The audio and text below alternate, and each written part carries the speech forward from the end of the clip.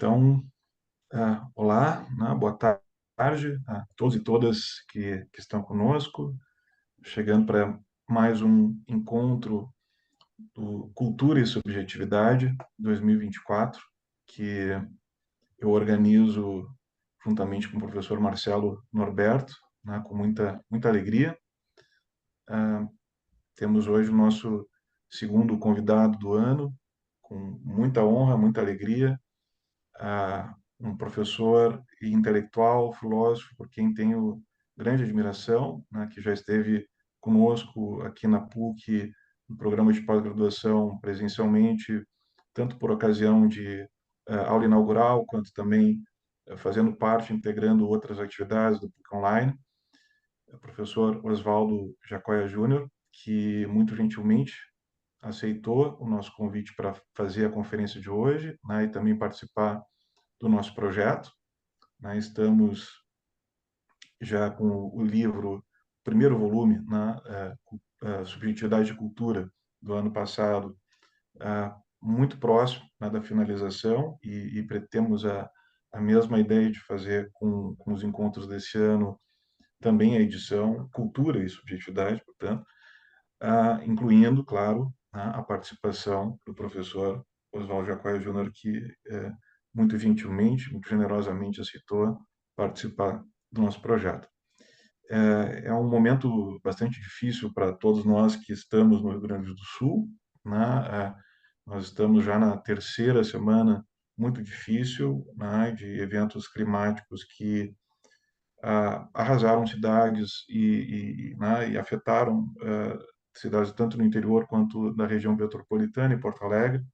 Ontem mesmo tivemos novamente um momento muito difícil, com muitas chuvas, e nós decidimos mesmo assim manter a atividade no formato online, primeiro com a admissão plena da instituição, né, que nesta semana voltou a ter atividades de todos os tipos na modalidade online, porque estavam elas suspensas por 2 semanas, e, além disso, claro, contamos com o entendimento dos colegas, especialmente do professor Oswaldo Jacóia Júnior, e faremos, então, hoje, essa tão esperada conferência. Ah, o ciclo de encontros, Cultura e Subjetividade, conta com o apoio do programa de pós-graduação em Filosofia da PUC, né, especialmente a partir da linha de pesquisa Fenomenologia e Hermenêutica, e também o apoio do CDEA, né, o Centro de Estudos Alemães Europeus. Menciono isso dizendo do meu agradecimento muito grande a todos os colegas que ajudam o evento acontecer, a todos vocês que estão aqui também nos assistindo online, fazendo também um agradecimento especial ao meu colega, amigo, professor Marcelo Norberto, né, a quem agora eu passo a palavra para fazer a apresentação do professor Oswaldo Jacóia Júnior. Bom, boa tarde a todos. É, Sejam bem-vindos. Repito aqui a imensa alegria e honra de recebermos hoje o professor Jacóia, né? Uma figura absolutamente central na formação de todos nós em filosofia e no pensamento contemporâneo, né? Professor Jacóia, professor titular do Departamento de Filosofia da Unicamp, professor do Programa de Pós-Graduação em Filosofia da PUC do Paraná, graduado em Filosofia e Direito, doutor em Filosofia pela Freie Universität Berlin, né?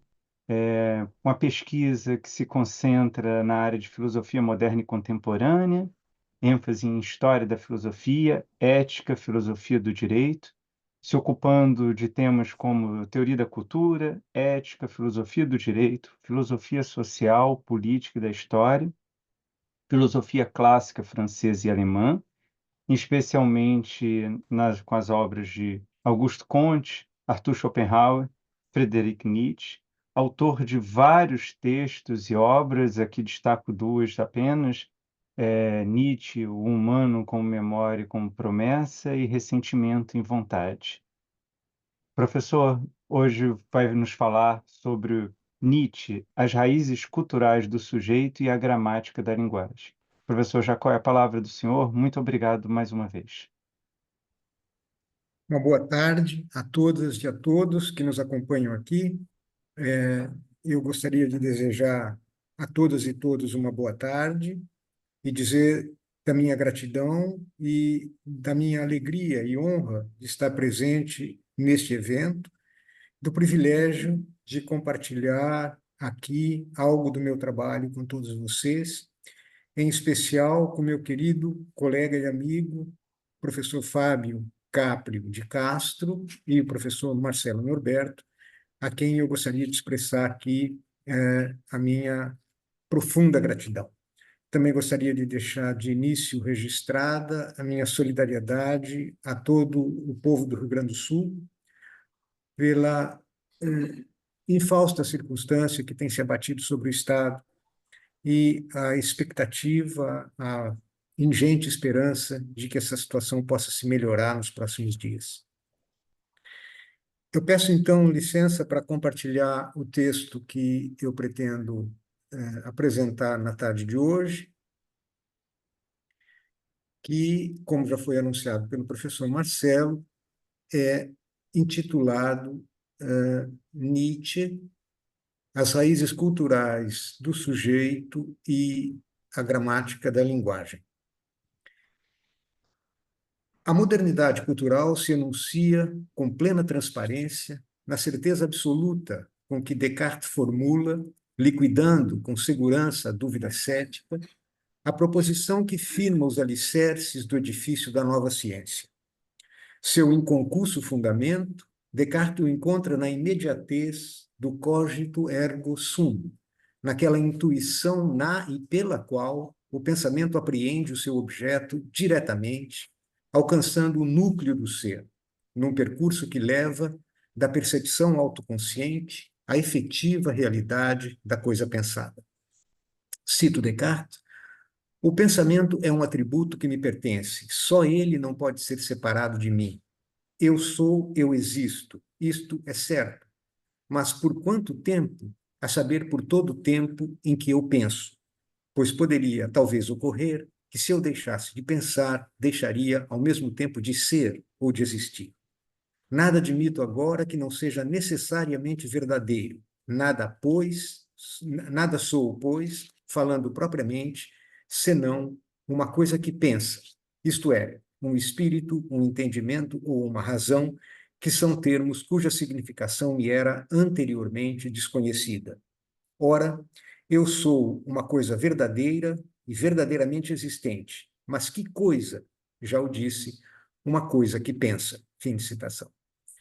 Com tais formulações, Descartes traz à luz o fulcro da modernidade cultural, a identificação da verdade com a clareza e a distinção das representações na consciência. Com esta operação, ele também fundamenta metafisicamente a filosofia da subjetividade. A propósito, escreve Michel Foucault na Hermenêutica do Sujeito: entramos na Idade Moderna, quero dizer, a história da verdade entrou no seu período moderno, no dia em que admitimos que o que dá acesso à verdade, as condições segundo as quais o sujeito pode ter acesso à verdade, é o conhecimento e tão somente o conhecimento.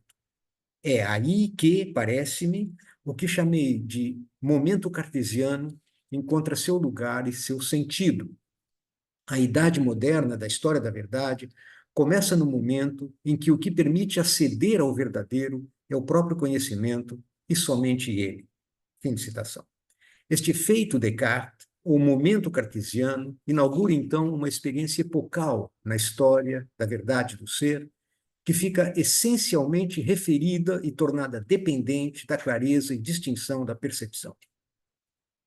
Como base do conhecimento, o extraordinário alcance de uma primeira e mais elevada certeza e verdade encontra-se traçado no seguinte trecho das Meditações de Filosofia I. Arquimedes, para tirar o globo terrestre de seu lugar e transportá-lo para outra parte, não pedia mais, exceto um ponto fixo e seguro. Assim terei o direito de conceber altas esperanças se for bastante feliz para encontrar somente uma coisa que seja certa e indubitável.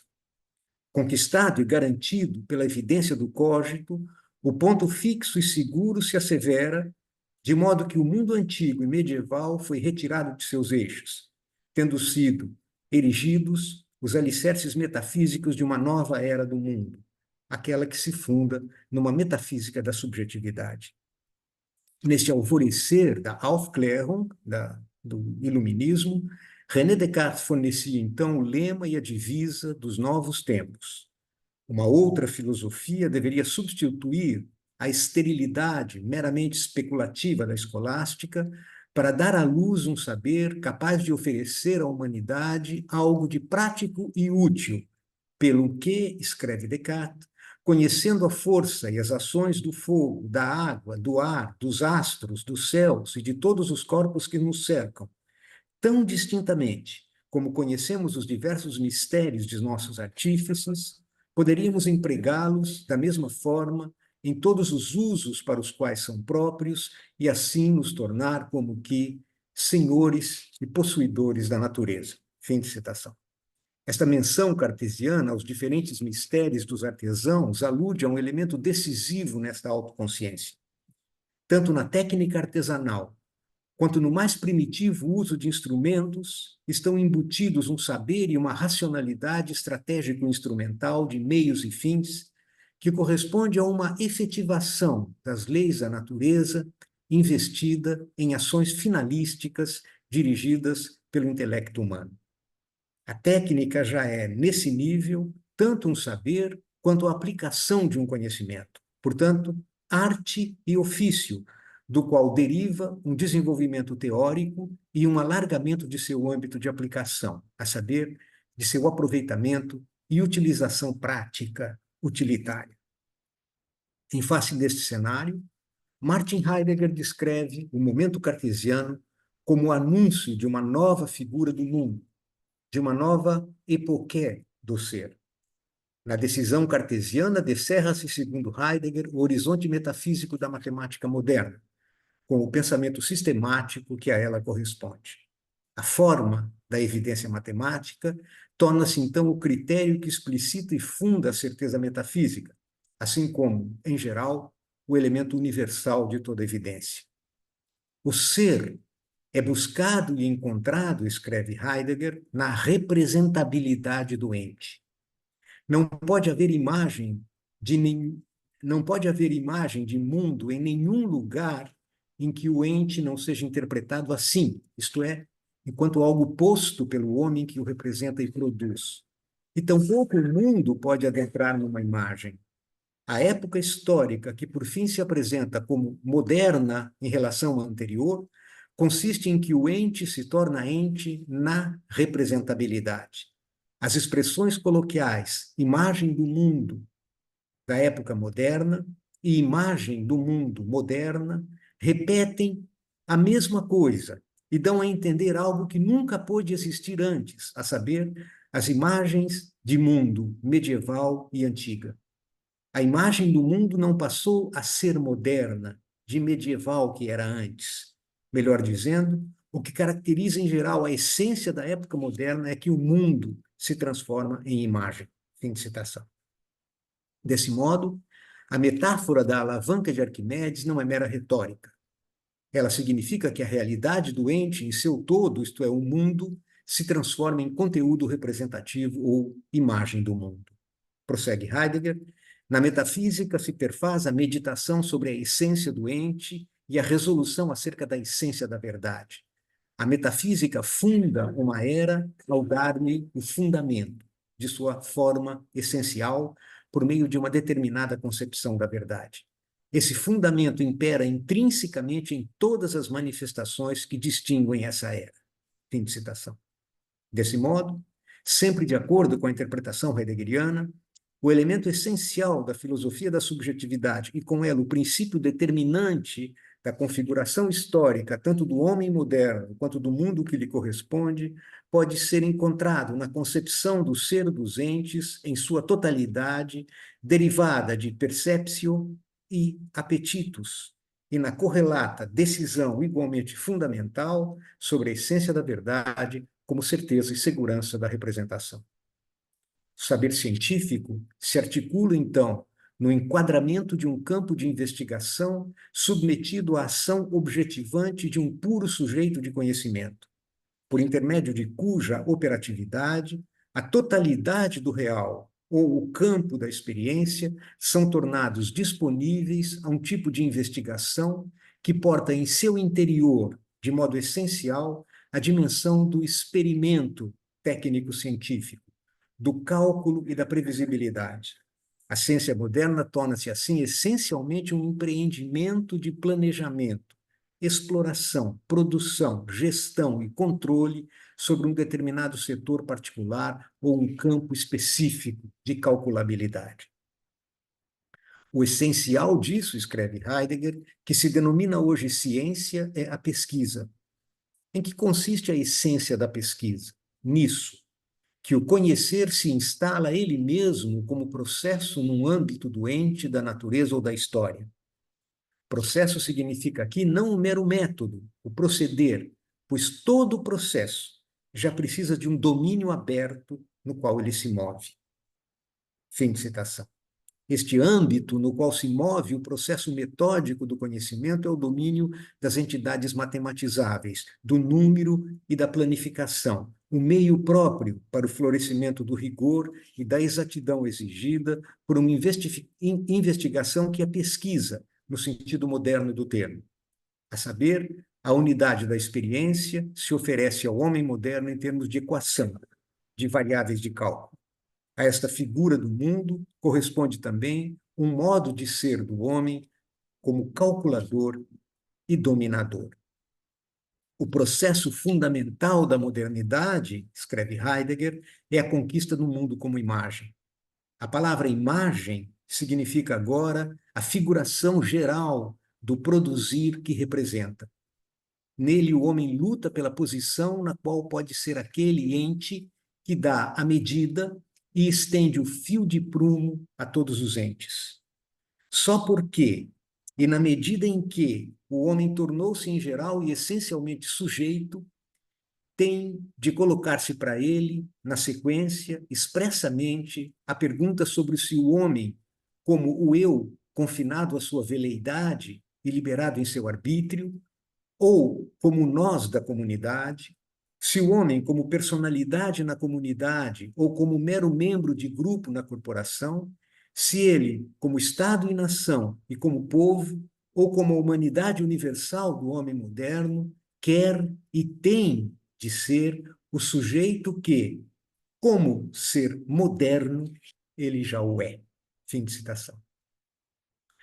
Esta objetivação do ente se realiza, pois, integralmente num representar, cuja meta consiste em trazer todos os entes perante o sujeito e assegurá-los no plano da representação, tornando possível uma decisão e um projeto de ordenação e organização sistemática do mundo no quadro quantitativo classificatório da Matesis Universalis, tal como este projeto foi paradigmaticamente realizado por Descartes na instauração filosófica da ratio moderna, consolidada especulativamente na geometrização da física. Desse modo, o saber científico se assevera como investigação, o que somente se torna possível quando a verdade se transmuda em certeza da percepção. A elaboração reflexiva daquele fundamento metafísico da modernidade, antevisto por Descartes como a nova alavanca de Arquimedes, é então exemplarmente refratada na filosofia da técnica de Heidegger, inclusive em sua abordagem da física atômica e subatômica, na qual os corpos físicos são substancialmente res extensa, submetidos à atividade quantificadora operatória de um subjectum que procede metodicamente de acordo com o ideal prescritivo dos modelos matemáticos. É então, em termos de ordem e de medida, portanto, numa ciência universal da quantidade, que se pode estender o conhecimento à totalidade do real, na medida em que todas as coisas, matematicamente representadas, tornam-se disponíveis à intervenção teórica e técnica, portanto, à previsão para fins de produção. Só agora existe, em geral, algo como uma posição do homem, escreve Heidegger. O homem põe sobre si mesmo a maneira como ele tem de se colocar em relação ao ente, como em relação ao objeto. Começa aquela espécie de ser-homem que ocupa o domínio do poder humano como espaço de medida e realização para a dominação do ente em sua totalidade. A era que se determina a partir desse acontecimento é algo novo em face do que se passou anteriormente, e não apenas para uma consideração retrospectiva, mas ela se coloca a si mesma e propriamente como o novo. Ser novo pertence ao mundo que se tornou imagem. Neste sentido, pode-se afirmar que a metafísica da subjetividade corresponde à transformação da filosofia em antropologia, tomado este termo num sentido bastante particular. Como escreve Heidegger, com a interpretação do homem como subjectum, Descartes cria o pressuposto metafísico para a futura antropologia de toda espécie e direção. Na ascensão da antropologia, Descartes celebra o seu supremo triunfo.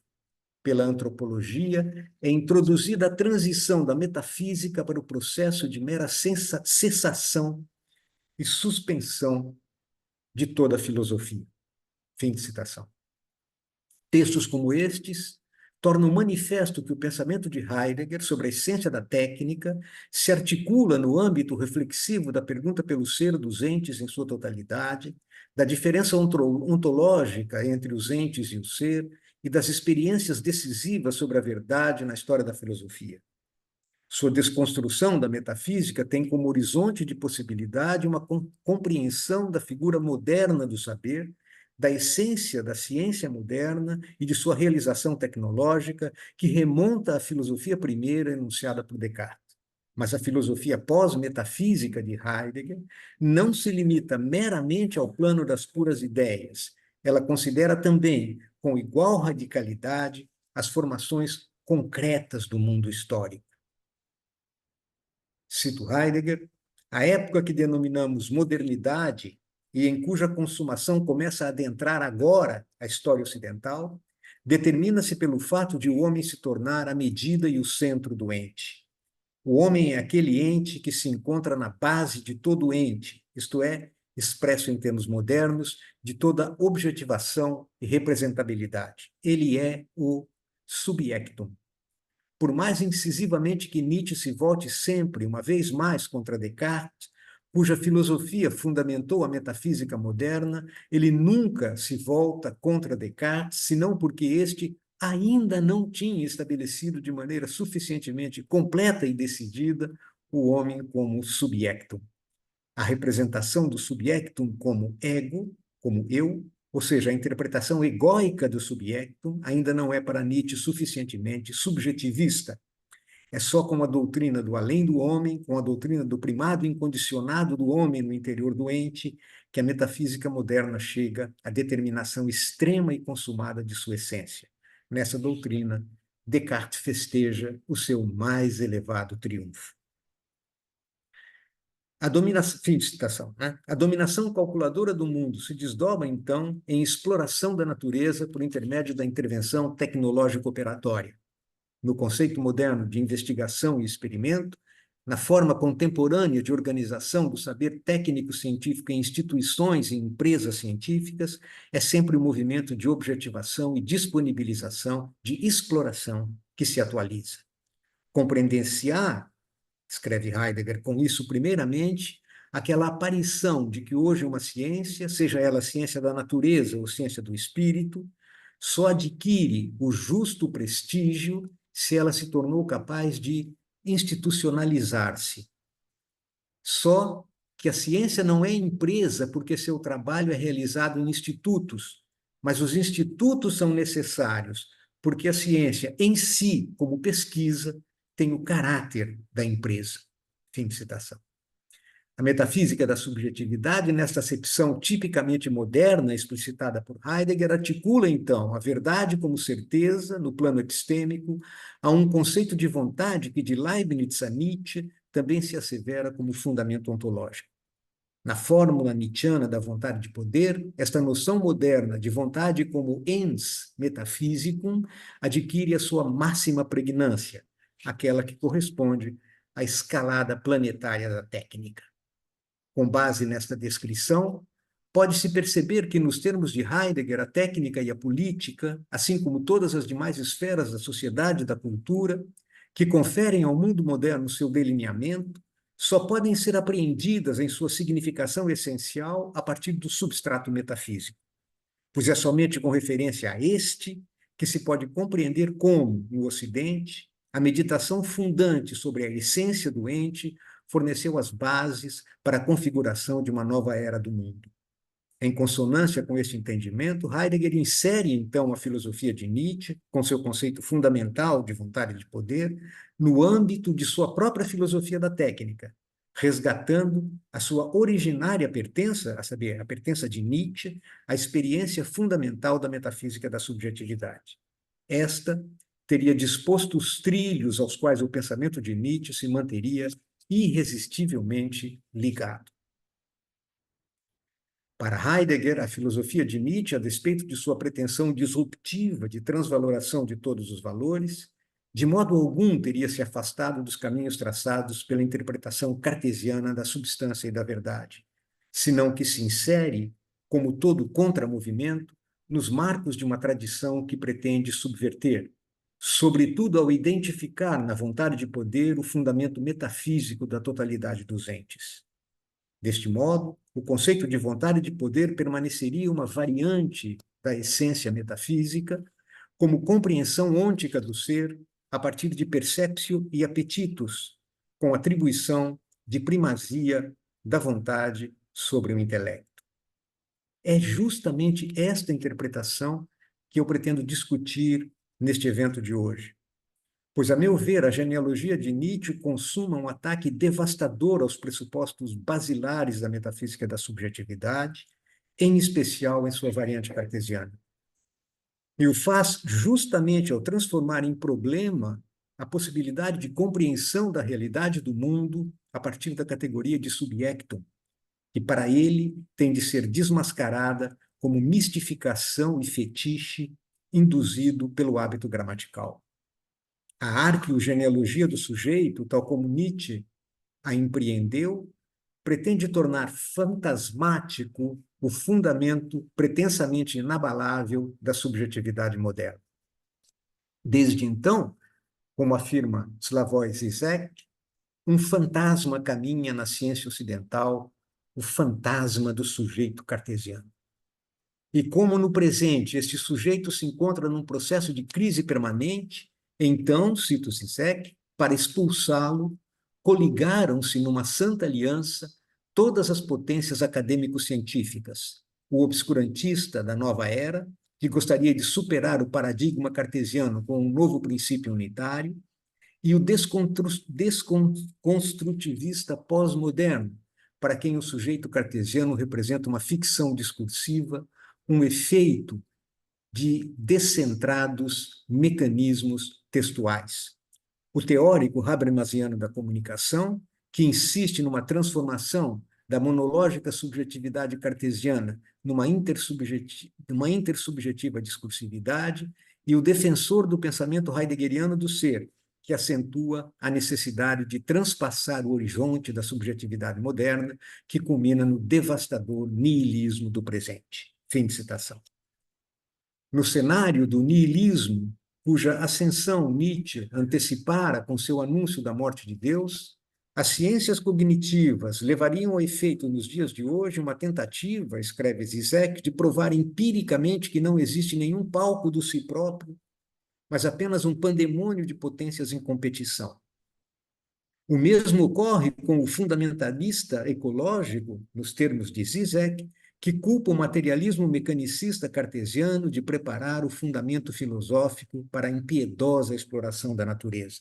Ocorre também com o crítico pós-marxista que insiste em que a ilusória liberdade do sujeito burguês advém e repousa sobre a divisão de classes, e a feminista que acentua que o pretenso cógito assexuado é, na efetividade, uma figura masculino-patriarcal.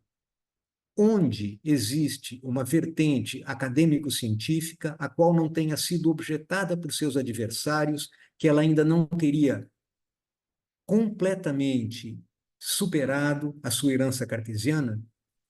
E qual dessas vertentes não teria devolvido tanto a seus adversários mais radicais quanto aos reacionários a incisiva objeção contra ela suscitada de subjetividade cartesiana? Fim de citação. A meu ver, este quadro que Zizek traça corresponde a um dos resultados do efeito Nietzsche, de sua desconstrução programática da substância sujeito, levada a efeito como investigação genealógica do enraizamento lógico-gramatical da racionalidade. Portanto, como crítica do caráter ficcional das categorias básicas do pensamento, em particular aquelas de subsistência, inerência e de causa e efeito.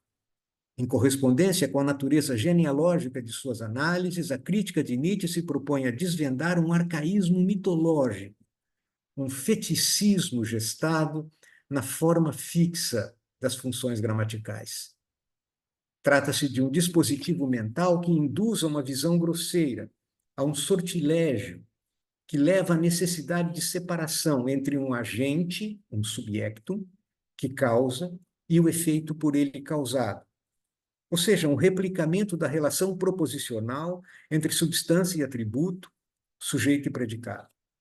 Com base nessa estrutura, o pensamento, por exemplo, é o predicado como atividade ou faculdade de um sujeito pensante. E como a toda atividade pertence a um agente, um sujeito da ação, então esse sujeito, no caso do pensamento, o eu, a consciência, é interpretado como substrato, como suporte de inerência, a cuja natureza pertence, como um de seus efeitos, o predicado pensar. Em consequência, o cogito ergo sum se revela como um fetiche gramaticalmente suscitado, inconscientemente dirigido, entre outras coisas, por certas analogias entre formas de expressão em diferentes domínios da nossa linguagem, portanto, como um mal-entendido. E, no entanto, mesmo que sejamos compelidos pela gramática de nossa linguagem a formar conceitos por abstração, isso não significa para Nietzsche que nosso pensamento conceitual e os juízos que o constituem tenham forçosamente de ser considerados como processos mentais arbitrários ou como veleidades incapazes de gerar qualquer tipo de objetividade no conhecimento. Em léxico nietzschiano, pode-se dizer que a origem metafórica, interpretativa ou perspectivista do pensamento lógico-conceitual não resulta necessariamente num relativismo cético que tornasse logicamente inconsistente a própria doutrina da vontade de poder como teoria filosófica. De todo modo, porém, mesmo o acerto empírico de fórmulas e proposições pelas quais codificamos e expressamos o nosso conhecimento, não lhes garante o lastro metafísico de verdades ontológicas, subtraindo-lhes o status de interpretação. Elas só seriam meras aparências arbitrárias ou caprichosas veleidades para aqueles que permanecem aferrados à validade da oposição entre essência e aparência, entre objetividade e subjetividade. As condições subjetivas de constituição de um mundo objetivo, isto é, de casos idênticos, calculáveis porque previsíveis, implica uma realidade estruturada num quadro transcendental, porém ligado a condições de existência, sobretudo de natureza pragmática e cultural. Cito Nietzsche, solução fundamental. Nós acreditamos na razão. Esta, porém, é a filosofia dos conceitos cinzentos. A linguagem é construída sobre os mais ingênuos preconceitos.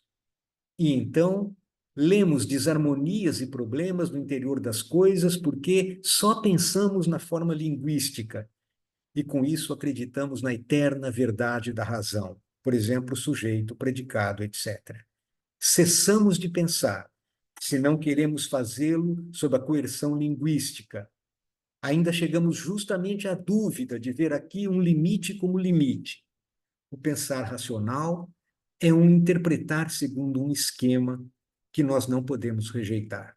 Fim de citação. Para Nietzsche, portanto, assim como pouco depois para Wittgenstein, grande parte da tarefa crítica da filosofia consiste numa terapia dos mal-entendidos, dos fetiches gerados e nutridos pela gramática de nossa linguagem. Para tanto, seria necessário empreender uma gênese lógica da categoria de sujeito, que, por sua vez, constitui o elemento matricial para a formação do conceito do atributo ou de propriedades. Nossa grosseria em tomar um signo mnemônico, uma fórmula abreviadora, como um ser, finalmente como causa, escreve Nietzsche. Dizer do raio, por exemplo, que ele brilha, ou até a palavrinha eu. Colocar novamente no ver uma espécie de perspectiva como causa do próprio ver. Este foi o golpe de gênio da invenção do sujeito, do eu. Fim de citação.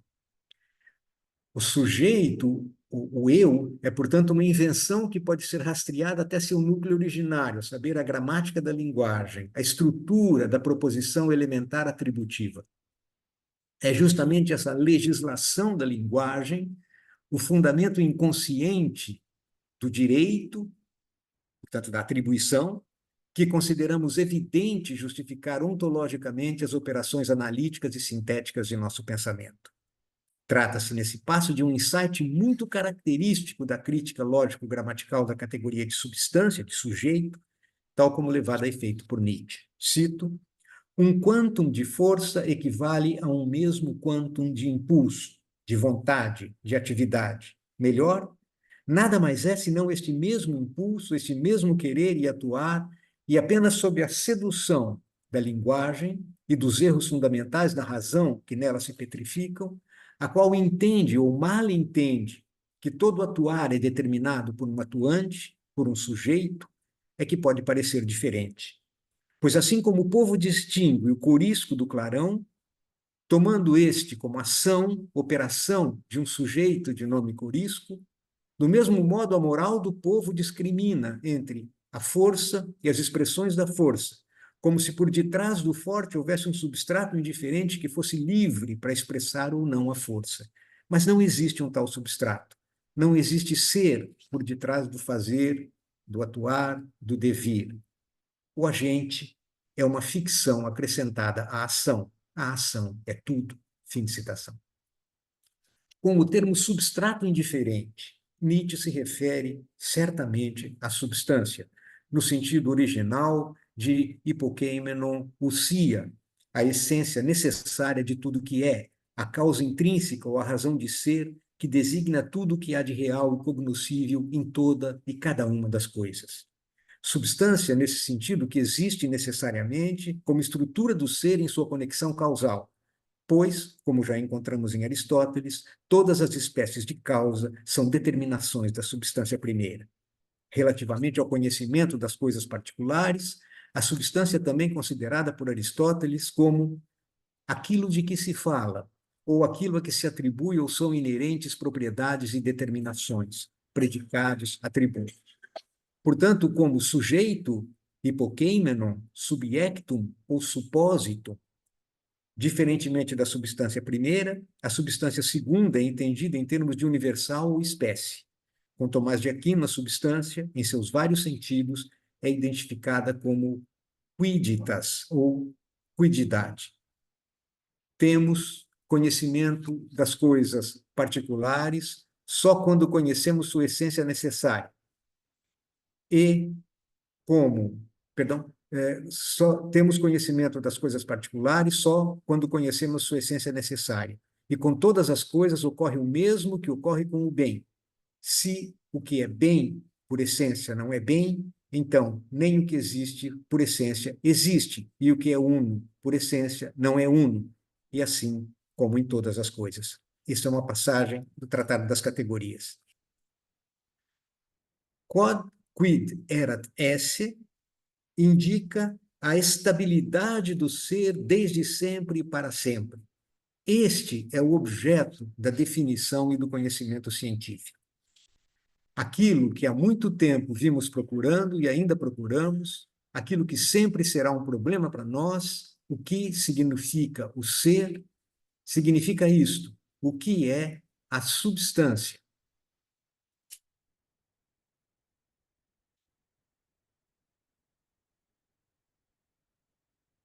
Em termos de Nietzsche, aspas, sujeito, objeto, predicado, essas separações foram feitas e agora recobrem como esquemas tudo o que aparentemente são fatos. A falsa observação fundamental é a de que creio que sou eu quem faz algo, quem sofre algo, quem tem algo, quem tem uma propriedade. A estrutura substancial do ser é o fundamento do saber e da ciência, que pode ser diretamente intuída pelo intelecto quando é a essência necessária das coisas que não têm causa, fora delas mesmas. Nesse caso, constitui o domínio dos princípios primeiros, que são os fundamentos da demonstração. Ou, no caso da essência necessária de coisas que têm a origem fora delas, pode ser exibida ou demonstrada por uma cadeia consistente de raciocínio.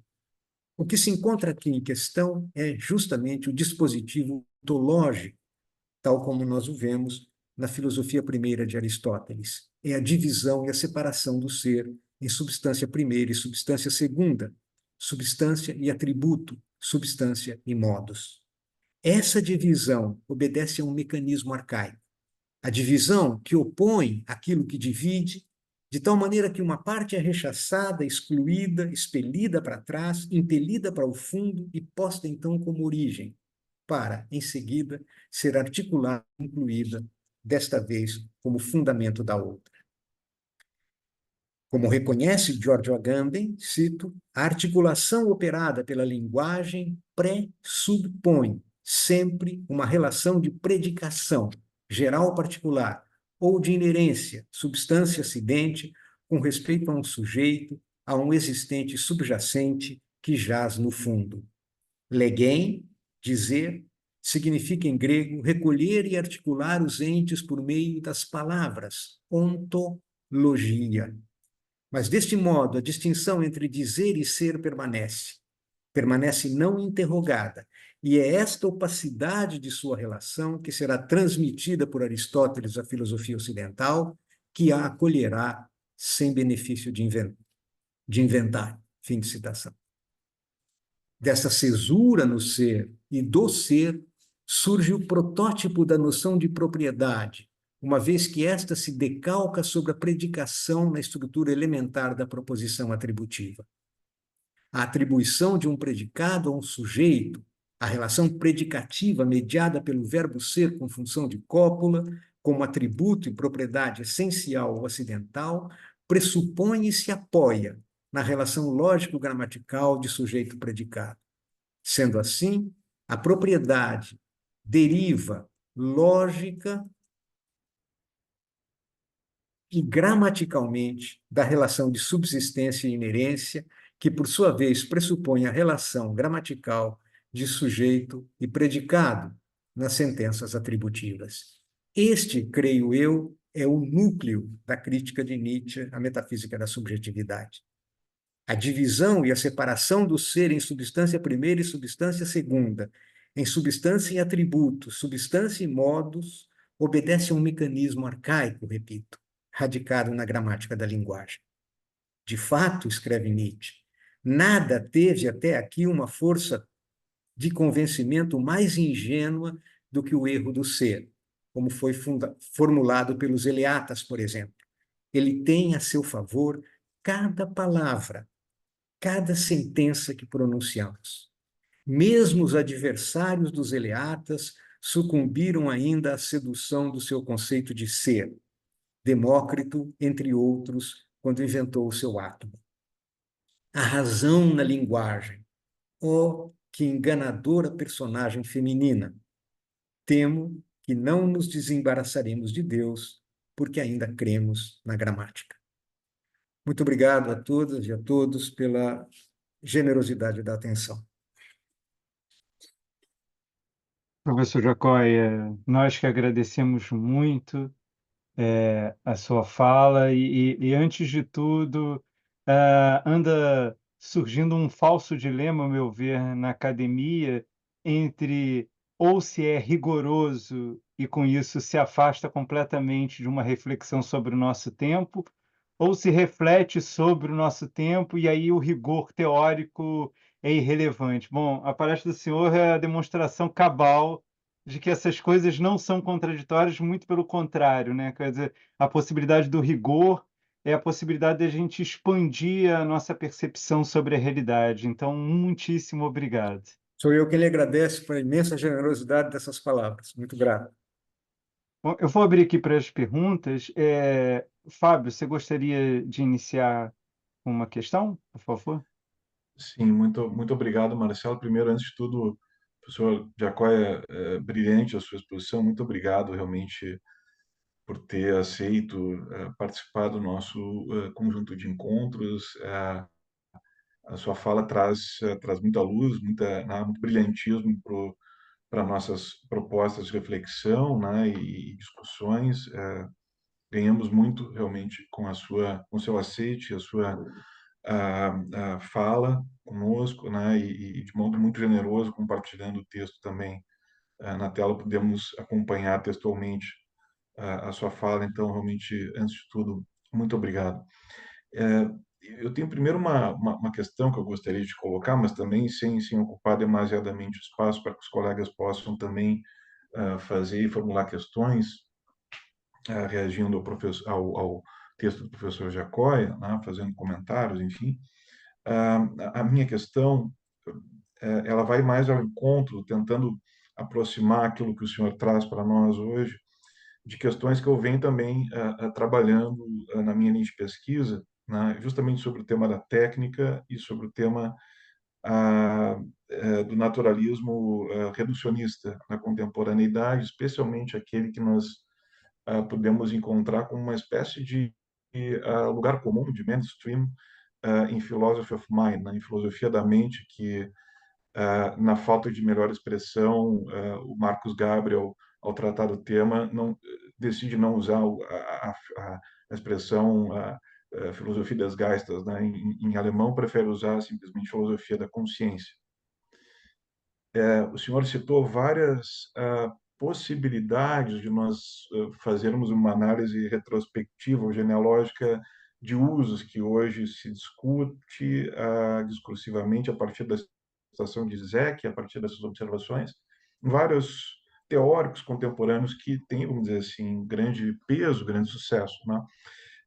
Eu queria trazer, eventualmente, para ouvir do senhor o que o senhor acha justamente daquilo que nós vivenciamos, experienciamos ah, cotidianamente a respeito de um discurso, digamos assim, neurocêntrico, né, onde, do ponto de vista de uma gramática na contemporaneidade, justamente o sujeito ou a pessoa ou aquele que diz eu gramaticalmente é substituído por cérebro, né? Quer dizer, então, o médico, o psiquiatra, o colega que trabalha na área da psicologia e tantas outras áreas das ciências naturais, especialmente neurociência, isso não é uma generalização, evidentemente, mas digamos assim, a sinalização de que há uma presença quase constante dessa gramática de substituição do eu ou do sujeito, né, pela dimensão do cérebro. Então, não é a pessoa que se sente mal, não é a pessoa que tem um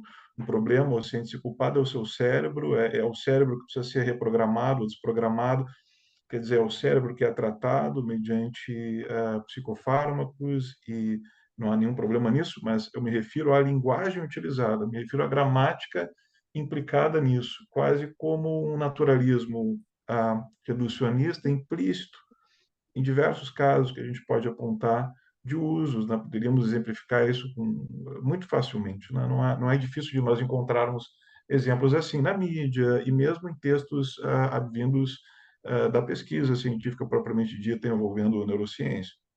Então, a minha pergunta para o senhor é como o senhor enxerga, como o senhor vê esta dimensão fundamental que, a meu juízo, e aí, digamos assim, aproximo aquilo que o senhor disse daquilo que eu venho pesquisando, a meu juízo, tem uma raiz profundamente cartesiana. E não é à toa que nos grandes manuais, mas não apenas nos manuais, nos grandes textos de filósofos que trabalham com a tradição da philosophy of mind, especialmente em língua anglo-saxônica, evidentemente, mas, digamos assim, com esta tradição, né, porque há outras tradições, mas nessa tradição, é quase inevitável começar por Descartes. é impressionante como nos grandes livros, manuais de história da filosofia da mente, o nome de Descartes normalmente é tomado como o primeiro grande revelador ou questionador dos temas que vão ser atinentes a uma discussão, por exemplo, sobre monismo, dualismo, e outras tantas discussões que advêm dessa referência primeira, já que Descartes tem um discurso metafísico para vamos dizer assim, a localização do problema do código, como o senhor perfeitamente apresentou, mas ele também tem um discurso fisiológico no Tratado sobre o Homem, onde ele pretende localizar na glândula pineal a consciência. Quer dizer, nesse sentido, na contemporaneidade, especialmente a partir do positivismo lógico, né, e da tentativa de identificar cérebro e mente e, portanto, tornar possível gramáticas desse tipo, né, que eu penso ser o verdadeiro representante desse que se desdobra em várias escolas possíveis, com funcionalismo e tantas outras, mas que tem isso no seu fundo, essa ideia central no seu fundo, não seria também Descartes a sua verdadeira raiz, porque à medida que parecem opor-se a Descartes como um dualista de substâncias, né, propõe outros modelos que no final vêm ao encontro do modelo moderno de sujeito que encontramos em Descartes. Ou seja, não somos nós a utilizarmos gramáticas desse tipo, a usarmos discursos desse tipo para falar do tratamento de pessoas, de como pessoas se sentem, ou mesmo expressarmos a nossa própria experiência. Ainda não estamos nós presos à mesma metafísica do sujeito cartesiano, por mais que pareça não estarmos, e dando respostas científicas, não há no seu fundamento último, digamos assim, um tributo a pagar a Descartes de toda essa tradição da filosofia da mente. É um pouco a minha questão, professor. Sr. Fábio, muito obrigado. Eu sou imensamente grato por essa pergunta. Na verdade, eu diria, essa não é uma pergunta, essa é uma reflexão, uma consideração que eu acho abre um horizonte para uma meditação e para um diálogo bastante frutífero, bastante rico, que está muito longe de ter sido colocado com muita clareza por muita gente hoje. Clareza como essa que o senhor enuncia aqui.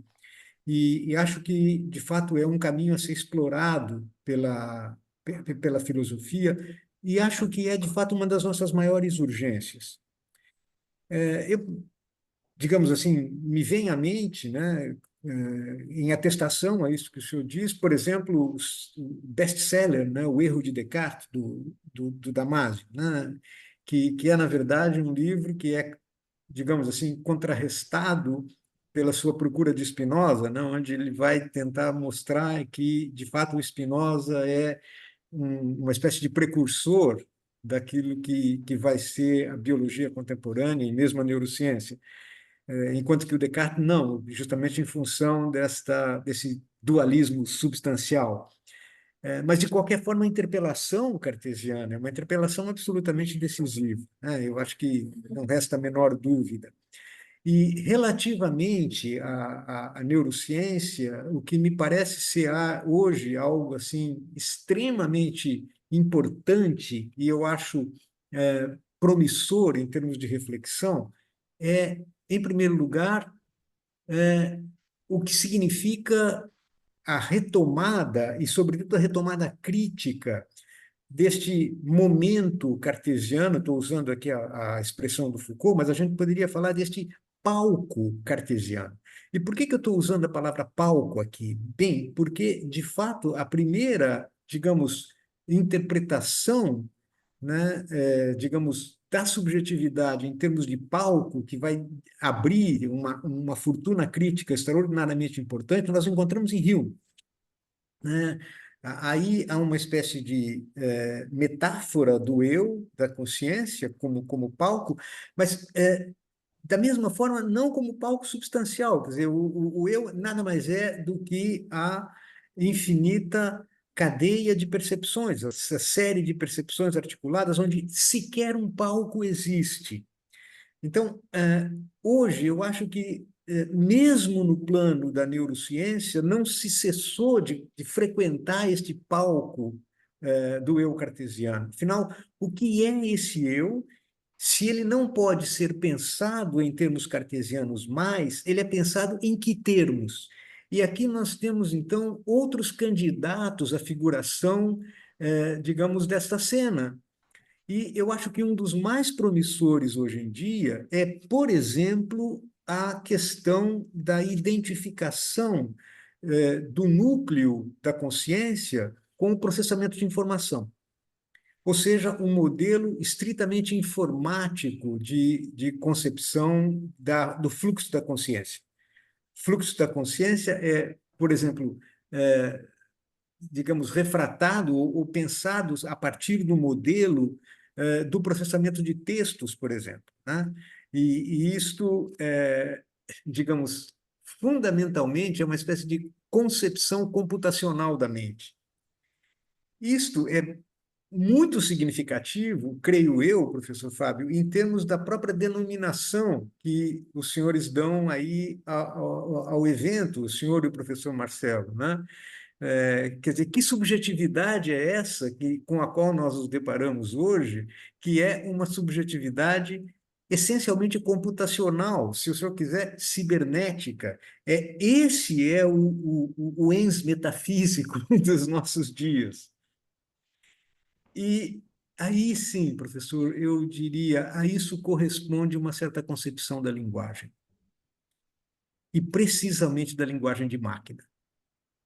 E isso que nós temos hoje como mais espantoso, como, por exemplo, o aprendizado maquínico, né? Ou seja, esse processo de aprendizado que transforma a máquina numa espécie de, digamos, não somente aparelho a ser programado, mas por quase um protagonista do próprio processo de criação de interações, né? Transforma, portanto, o robô, o computador, numa espécie de subjetividade. Em que medida isso não deriva precisamente de um modelo de linguagem que estas máquinas efetivamente incorporam e que passa a ser utilizado como o modelo de linguagem que conforma as nossas subjetividades?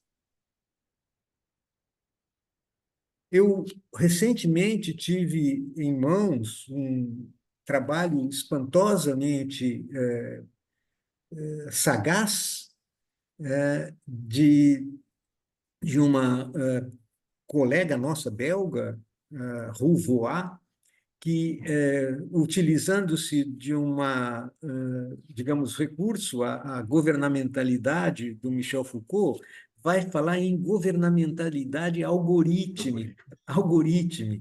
Ou seja, portanto, uma espécie de formatação algorítmica da política nos nossos dias e, sobretudo, uma configuração algorítmica das nossas formas de subjetividade, nossas formas de vida. Ora, isto tudo, a meu ver, pode ser pensado com referência a uma espécie de domínio planetário de uma experiência da linguagem cibernética. É justamente desta redução da experiência da linguagem, a linguagem do cálculo, bem nos termos daquilo que Heidegger havia já intuído, é que se pode, creio eu, compreender o que se passa conosco. Isso significa um estreitamento absolutamente problemático da experiência da linguagem. E aí, a despeito do risco que eu sei que corro nesse momento, né, eu penso que aquilo que faltou ao Heidegger na sua leitura do Nietzsche teria sido perceber precisamente como o Nietzsche tinha uma abertura enorme para a percepção de que os problemas fundamentais da nossa tradição metafísica decorriam fundamentalmente do ancoramento do pensamento metafísico na gramática da linguagem e que, portanto, o pensamento de Nietzsche, ao invés de se fechar na história da tradição da metafísica ocidental, abria precisamente a possibilidade para outras experiências de mundo. Perspectivismo é exatamente essa abertura para uma possibilidade de filosofia que convoca outras culturas para um diálogo intercultural em um plano isonômico de reflexão e de conversa. Ou seja, se você toma consciência de que, de fato, a nossa cultura ocidental europeia deriva justamente desta gênese, então é possível que outras experiências de mundo comportem outras formas de subjetivação e, por conseguinte, um diálogo efetivamente fecundo, rico, que não se reduza a uma espécie de projeção no outro das nossas próprias figuras identitárias. Ou seja, portanto, uma deposição crítica das nossas lentes euroetnocêntricas. Eu acho que é possível encontrar isso na filosofia de Nietzsche, e um pouco foi isto que eu tentei enunciar na minha comunicação de hoje, e acho que é justamente por aí que a gente pode enfrentar problemas como esse, sobre se esse euroetnocentrismo característico da nossa tradição não se torna hoje absolutamente hegemônico, planetário, em termos de configuração da nossa experiência de mundo. Cada vez mais, né? Na medida em que, graças justamente à expansão, né, da técnica que se funda nesse modelo, e quase ao caráter irresistível dessa expansão, na medida em que a técnica se transforma hoje na própria dinamis, ou na própria força produtiva que anima as nossas sociedades desenvolvidas, né? Em que medida isso nós estamos justamente no limiar de transformar isso no nosso único modelo, nossa única visão de mundo. E aí, Professor quando Jacói. me impressiona muito, desculpe, Não, que não, a sua, claro. sua questão é maravilhosa. Me impressiona muito a metáfora da alavanca do Arquimedes. Eu acho que a gente precisava realmente parar para pensar, né? O que é que significa eu preciso só de um ponto de apoio para colocar um novo mundo nos seus gonzos. E acho que foi isso que foi feito. Muito obrigado, Professor professor. Jacói, muito obrigado. Eu queria colocar uma questão para o senhor, na mesma linha que o Fábio colocou, mas sobre uma outra perspectiva, né? Para mim, me pareceu profundamente rica essa ideia do fetichismo gramatical, né? É, é, e por quê? Porque me parece que, novamente, com Nietzsche, talvez o filósofo que levou isso às últimas consequências, a gente resgata a questão da forma e conteúdo, Sim, né?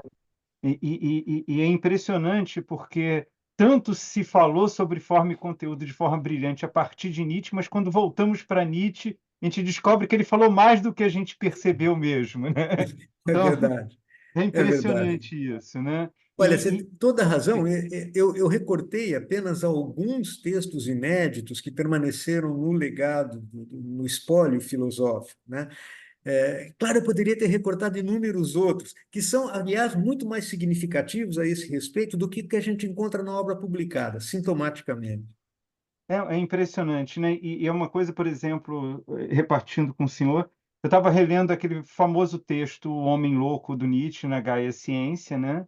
Que na verdade é um belíssimo conto, né? Assim, de deixar Edgar Allan Poe com inveja do Nietzsche. E pela primeira vez eu me toquei porque é bastante sedutor a gente tomar o homem louco como o próprio Nietzsche, né? Naquela figura ali. Mas só depois de algum tempo, agora relendo, que eu me toquei que ele está dizendo que nós somos os homens loucos nessa desassociação de forma e conteúdo, né? Eu não Exatamente. percebi o quanto era espelhado, né? Digamos assim, né? Da forma. E aí tem uma questão que me interessa muito, porque parece que quando ele traz a questão do fetichismo gramatical, e como o senhor destacou, dessa ilusão de uma gramática que se desgarra da realidade, né? E por isso ela seria mais pura, mais rigorosa, né?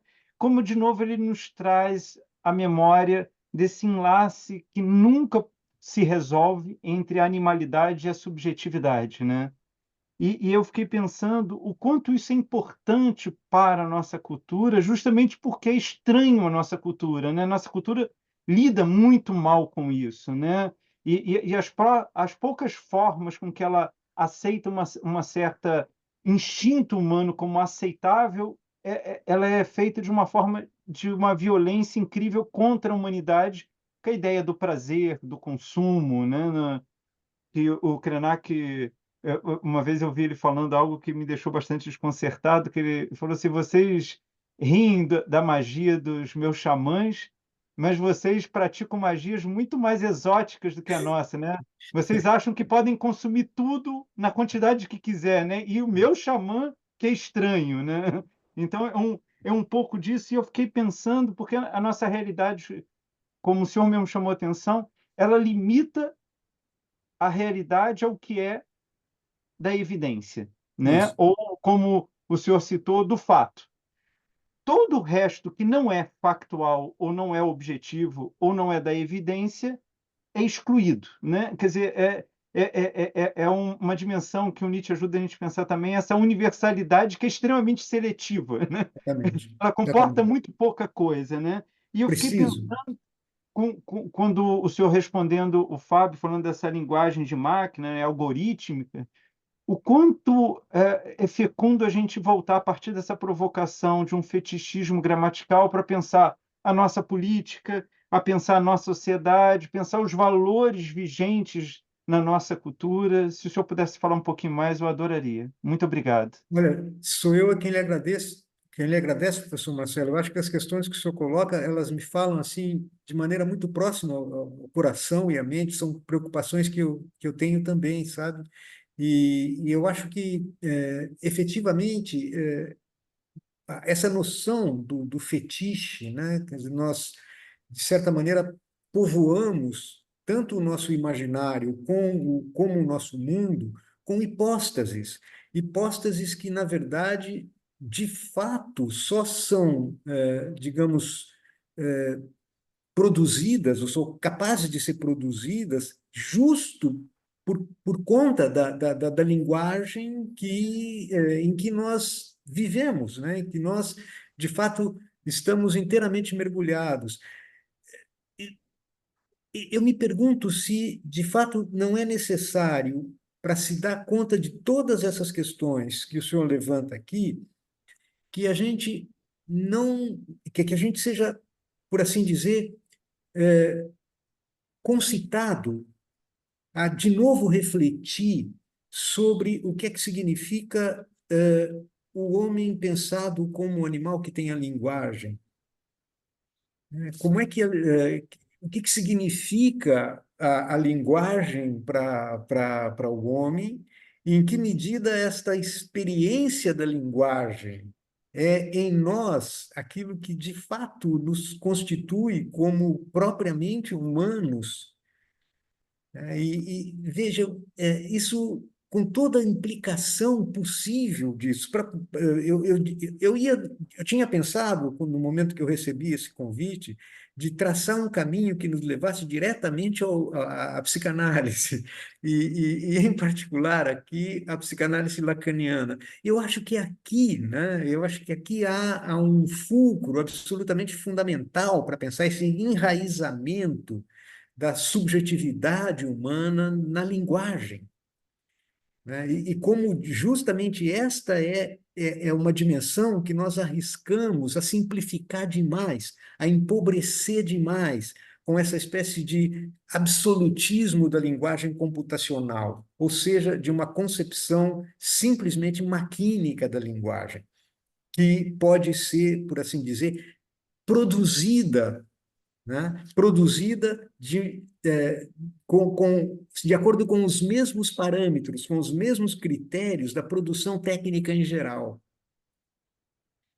Ou seja, de que modo o que nós hoje atravessamos não pode ser, não deva ser pensado como uma monumental experiência de empobrecimento da linguagem. E isso se refletindo em todas as nossas formas de vida, sabe? Tanto no plano de vida da mais alta região da cultura espiritual, como da própria cultura do nosso cotidiano. Basta a gente abrir os nossos meios de comunicação, redes sociais, etc. A linguagem se torna alguma coisa eh, praticamente digamos, encurtada ao máximo, né? Materialmente encurtada. É uma coisa inacreditável, não somente do ponto de vista do léxico, mas também do ponto de vista de outras formas de expressão. Então, eu acho que nós estamos muito preocupados hoje com questões ligadas ao âmbito, digamos, da produção, da reprodução da vida material, etc. Mas me parece hoje indispensável a gente voltar a pensar no que é que significa a experiência da linguagem.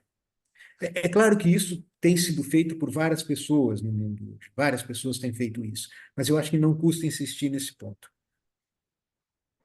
É curioso que me lembra sempre uma noção, um título do Jacques Derrida, que mostra a nossa tragédia, ao mesmo tempo a possibilidade de transformação, né? Quando Pois ele é, pois é, define o monolinguismo do outro, né? Como a justamente, linguagem, né? E ao mesmo justamente. tempo é o que a gente não escapa, então não adianta a gente querer romper deliberadamente com isso, mas ao mesmo tempo nos dá um campo de atuação e reflexão, né? Justamente, olha, eu acho isso. é, Você se referiu ao Krenak, eu acho que trabalhos como o do Krenak, e acho que particularmente um trabalho como o do Albert e o do Schopenhauer, que no fundo é um grande empenho sobre a linguagem, no fundo uma espécie de ruptura, a meu ver, paradigmática com o monolinguismo. Maravilha. Muito obrigado, professor.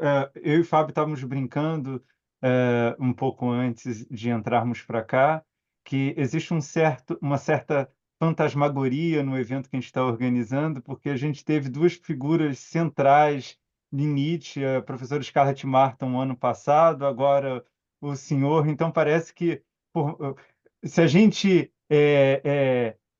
nomeia subjetividade de cultura, o Nietzsche se impõe como, como uma passagem necessária, nem que seja como um fantasma no- no- nos ocupando aqui e agradecemos profundamente. Acho que vai estar no YouTube depois a palestra, e acho que é uma palestra para ser vista, revista e revista várias vezes. Muitíssimo obrigado por esse alargamento do horizonte para a gente. Muito obrigado mesmo, professor. Muito grato, professor Marcelo, muito grato, professor Fábio. Recebam aqui, do fundo do coração, um grande abraço, um abraço solidário. Fábio, vou te passar a palavra e depois deixamos para o professor Jacói a última palavra, então. Muito obrigado a todos. Bom, professora, eu gostaria apenas de expressar aqui meu agradecimento em nome também do nosso programa de pós-graduação em filosofia da PUC e do CDA, que também apoia esse evento que estamos organizando. É uma alegria muito grande realmente recebê-lo e tê-lo ouvido aqui foi um momento de inspiração para todos nós. E como disse o Marcelo, né, com a gravação e depois disponibilização, teremos a oportunidade de ver e rever e recomendar a sua fala para todos e todas que tiverem interesse nesse tema, e a sua contribuição foi realmente um ponto iluminador para os nossos encontros. Muito obrigado, professor, pela sua disponibilidade, né, e pelo seu tempo, né, e pela sua conferência. Muito obrigado. Eu é que queria agradecer mais uma vez, agradecer a vocês pela honra, pelo privilégio desse convite e agradecer a cada um e a cada um que nos distinguiram com a sua atenção na tarde de hoje. Desejo a todos um bom final de semana, um grande abraço. Muito obrigado. Tchau, tchau.